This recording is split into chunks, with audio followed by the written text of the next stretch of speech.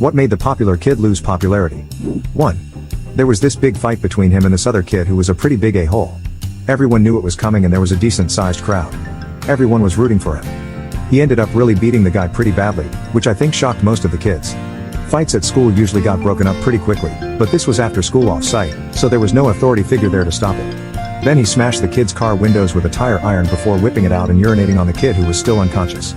This was before camera phones, but someone brought a digital camcorder and the video wound up on a couple websites.